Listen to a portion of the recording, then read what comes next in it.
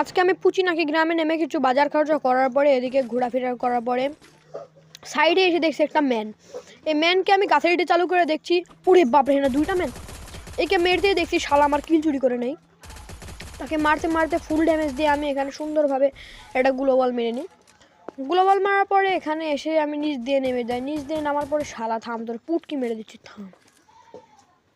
এখানে আসার পর দেখছি শালা এখানে, বাট শালাকে আমি দিয়ে একবার দুই বিচি মাপ দিয়ে দিই। কে দেখছি আবার এখানে ল্যান্ড করছে, দেখছি উপরে তার ছোট ভাই ল্যান্ড করেছে। তাকে আমি মারতে মারতে মারতে মারতে তাকে খুব মারামারি, আমারও হেলথ প্রায় কমে চলে এসেছে। আমি এখানে এসে দেখি তাকে সে মেডিক হচ্ছে, তাকে আমি মারে একবার 103 ড্যামেজ একবার হেডশট মেরে দিই।